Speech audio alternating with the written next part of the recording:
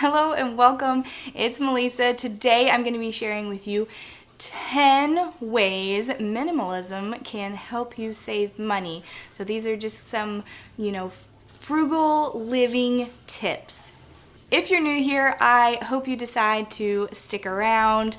Hit that subscribe button. It helps me out a lot. Thumbs up, comment down below, and say hi so I can say hi back. Number one is having a minimal amount of apps. A lot of apps nowadays have in-app purchases and different things, sometimes subscriptions that it'll sign you up for or you sign up for, you forget that you have, and then you end up spending money on those apps and never doing anything with them. When you're thinking about being more minimal, simplifying your life, it's really about being intentional with the things in your life and the things that you use and the money that you spend. So being intentional about the apps that you have means that you won't be wasting money. Number two is less impulse buying. And I have done videos on impulse buying before. It's hard. It's hard. I know it's hard. I've done impulse buying before. And it's sometimes still a struggle that I have to do in my mind, But with minimalism and being really intentional with the things that you have, your time and your money, that does eliminate a lot of impulse buys, because you look at an item and you say, I am not actually going to use that. Or you just decluttered that item and you're like, I don't need another one of it because I didn't even use the one before. Having that intentional mindset and going through all of these things in your life definitely not eliminates, but does make the impulse buying less.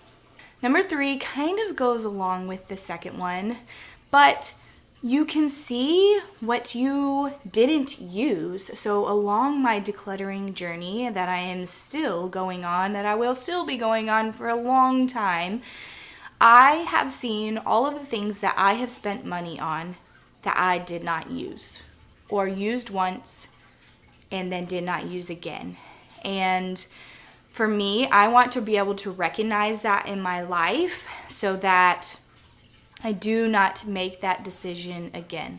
None of us is perfect. I'll make it again, I'm sure, for some things. But it's something that I hope that I can take inside and be able to spend my money a little more wisely. And something I hope to set an example for my children as well. Because there are certain things that our children ask for, for birthdays and Christmas or whatever, and they think that they're going to get a lot of use out of it. They play with it a little bit and then no more. And I want to instill that same type of intentional buying and intentional thinking and living in my children as well. And hopefully I can do that by setting a good example for them. Number four, again, along with the intentional buying, is buying things that are better quality. So you may spend more on an item in the first place, but that item has the potential to last you years, a decade, your whole entire life for some things, if you take good care of them. And I think when we spend more money on it and when we're intentional about that purchase, we do take better care of it. It's a better quality item, so it's obviously going to last longer anyways. And then you're not having to buy a multiple of those things over time.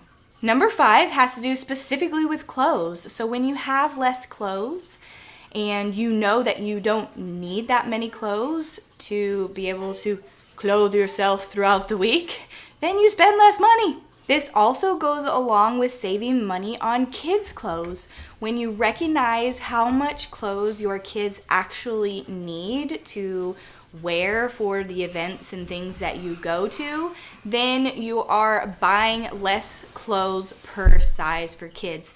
especially babies, they grow through their clothes so quickly, and even kids can grow through their sizes really quickly. Some of my kids can last like a whole year or longer in some sizes, but some they grow through really fast. Number 7 is spending more intentional time on things that you really, really love. Have you caught yourself before scrolling on Amazon or Etsy or eBay or some other kind of buying app or website, any type of website? Guilty. I'm guilty of that. But when you're spending your time more intentionally, you find that you have less time that you're just kind of scrolling through and looking for things that you really don't need.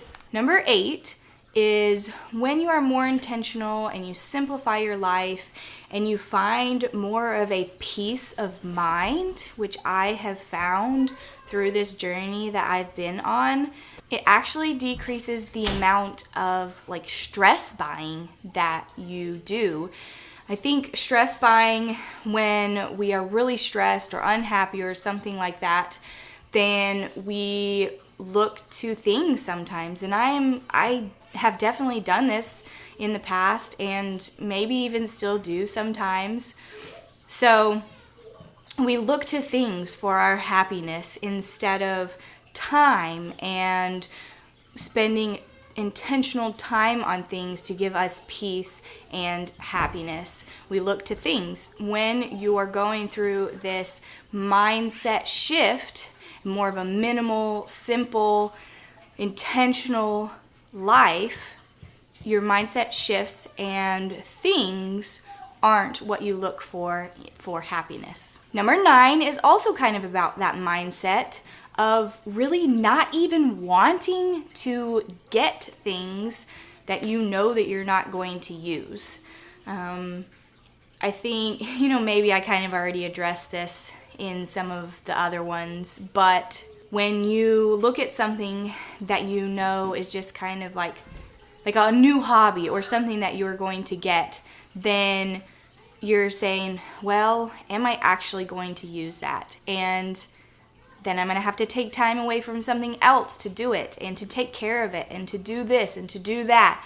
And your mind kind of makes that decision of, no, it's not worth it for me to buy that. And then you don't end up spending the money. Number 10, which I did address a little bit in one before, was, setting a good example for your children. If you have children or if you have a significant other, setting a good example for them in all of these, intentional spending habits.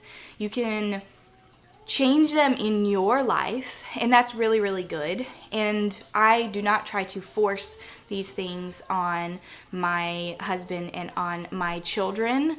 Well, my children, they don't have their own money, so we do determine what money gets spent.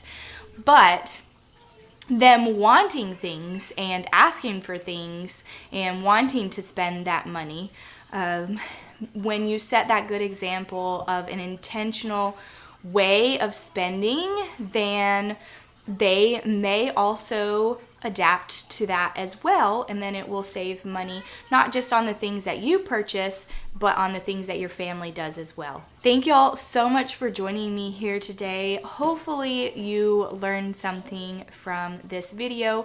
Really, these are just my thoughts and opinions that I have learned along this path, and maybe there is one that resonates with you and something that maybe you can say, yeah, I can maybe make a little bit of a change to have more of a simple life and to save money that way as well. I really appreciate y'all being here, and I hope you have a wonderful day.